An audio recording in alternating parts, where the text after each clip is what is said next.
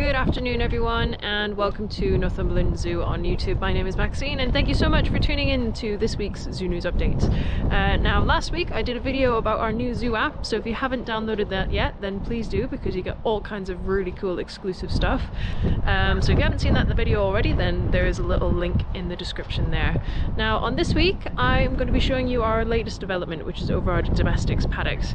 Now this project is not going to be open until Easter because it's still a work in progress, and obviously weather has put a little bit of dampener on the actual development of the area as per usual, but it's looking great. And the whole kind of idea of doing this was that we wanted to get you closer to our farm animals. Anyone who's been to the zoo previously will know that, you know, we've only had that one singular route that kind of cut down through from the snow leopards to the deer, and it was just a bit of a dead-end path. So we wanted to shake things up a bit, so let's take a look.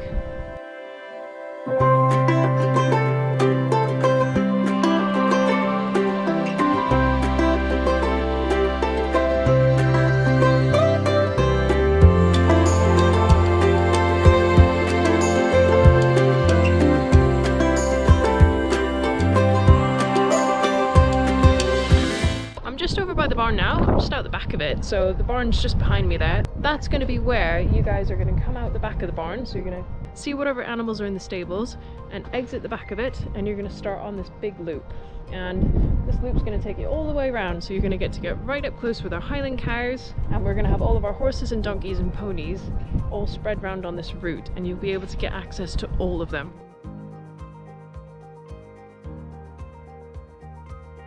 Previously we just had this single little route that kind of went from the snow leopards and it kind of shot off into the field, and it was a dead end. What we found is people kind of lose the will to live before they got to the end of that route. So what we wanted to do was make a continuous loop, so it was a lot easier for people to get around and people would want to go around it and see a bit more. So this is the Highland cow paddock. Then as we come along here, this is our group of 4. It's like a little quadrant of paddocks here. So we're going to have a mixture of Poitou donkeys and then normal donkeys with Dinky donkey, Shetland ponies and Fudge the horse. So all of our big equines are going to go in here. And you'll be able to again walk all the way around here.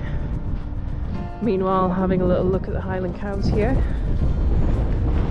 So the whole idea of this project is to try and get you closer to some of the farm animals, because the way that we had it laid out previously, we'd have paddocks stacked behind paddocks and we wouldn't be able to get anywhere near them, and it wasn't ideal. But obviously when you're developing a zoo and you never really had intentions of becoming a zoo, you don't really think about these things. You just think, oh, there's a paddock, we'll put them in there. But realistically, you know, we understand it can be frustrating if you can't get close to the animals, and one of the things that people can't get close to the Highland cows.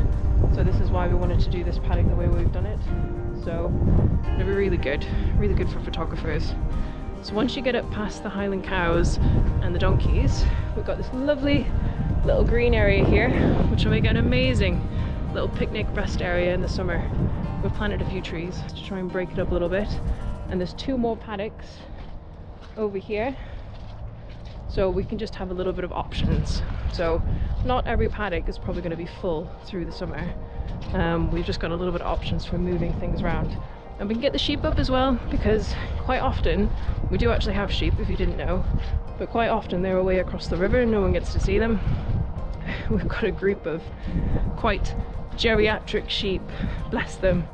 You know, they're getting on a bit, but we've had them since they were lambs and they're just like pets to us, so we would never part with them, but they're so sweet.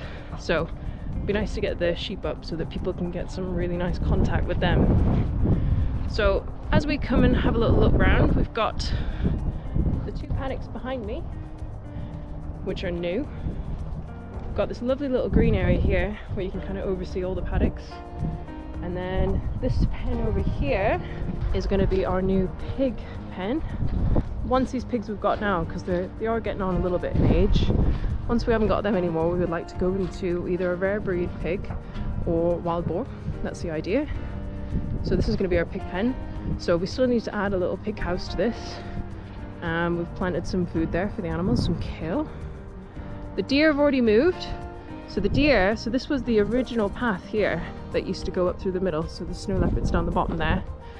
So the deer used to be in a paddock just here, and that was quite the feat, moving the deer across, because we didn't want to dart them or catch them or do anything like that. So what we did was we set up a massive tunnel of harris fencing, and we just opened it up and just let them have access all the way through to their new paddock. And that was a little bit nerve-wracking, because deer can jump really high. But they did great. Once the male had gone through and the majority of the group had gone through, then they all moved over great. And they've settled in really well in this paddock. And what's really nice with this paddock is they've got all this backdrop of trees. And the trees gives them lots of cover, and it makes the deer feel a lot more confident. So they're actually showing really well in here. They're a little bit spooky at the minute, obviously they're sat at the back of the enclosure there. But the only reason they're spooky is because they're not used to seeing people around here. So we haven't had public around here yet. The only people that come down here are people in green, and usually that's feed time or, you know, something else disturbing them. So they're a little bit cautious of me. So here we are, we've got the deer on the left, and then on the right here we've got some more equine paddocks. So we'll have the Shetland ponies, fudge, donkeys, things like that in these paddocks here, so you'll be able to get right up close to them. We've gone to town on the old metal trim so they don't chew the wood, because we've had problems with that in the past. So it's like a different section of the zoo now, and all the domestic animals will finally be together, which will be nice. So we finally got like a segregation between our exotics and our domestic animals. So we kind of got like a farm area and a zoo area, which is cool. Then over here we've got like a really nice wildlife area. These, believe it or not, are apple trees. Got loads of hedge planted in here. There's willows, there's a little wetland there. There's loads of beehives down the back there. They're all overwintering at the minute. So what we're going to do down here is build a little path. I don't know if anybody's noticed this as well. This is a metal Volkswagen camper van thing, which is pretty cool. It's made by a local guy. It's just on loan. He doesn't have anywhere to store it. But we're going to turn it into like a flower power vehicle, which kind of blends in with the bees, which is cool. But what we'll do is we're planning on getting a public viewing area for the bees, which will come up here, and you'll be able to walk along here to that shed and stand behind a screen and actually get right up close to our apiary. So if there's anybody that you know that's going to be doing a beekeeping experience, you'll actually be able to spectate them, which would be nice. And if there's ever the beekeepers here in the summer who are going to be doing any work on the hives, you'll actually be able to watch them. So you'll be able to get right up here and have a little look. And on the other side of this hedge we've got the snow leopards. Right then, so we're going to come back round to the new paddocks. Apologies, it's a little bit windy today, but the weather's meant to get worse this week, so I wanted to try and get this shot to show you guys. There's a lot of water lying around because we've had a lot of rain. So we're back here. If you recognise this bit here, this is where you normally would enter the domestics area. So the path that you would have normally come up to and the old deer paddock was here on the left, and this is the old road going up. What we've done is we've plonked this massive structure here, which is not complete yet, but this is the new goat tower. So it's going to be on a couple levels, and that's like the little house in there. We'll build some more platforms and stuff, but you can see how boggy it is. It's just not suitable for getting in there and doing stuff just now. But this is where all the goats are going to move to, so that's going to be loads of fun. So you'll be able to see them a lot better because you can get right round in their enclosure. We've got all kinds of pretty plants planted in here, and then once you get to the end of the route, gosh, this is a full tour. I wasn't planning on going all the way around, but we're here now. But once you get to the end, got a lovely little entrance bit that plonks you back out into the play area. So yeah, when you're in the play area, this is going to be one of the entrances to the new domestics area.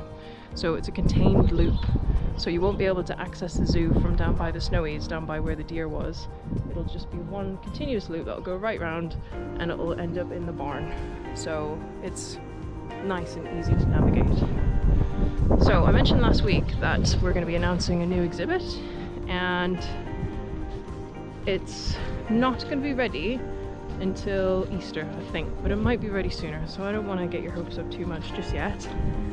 But that's what's going to be going over here in the old chicken and peafowl pen. So as you know,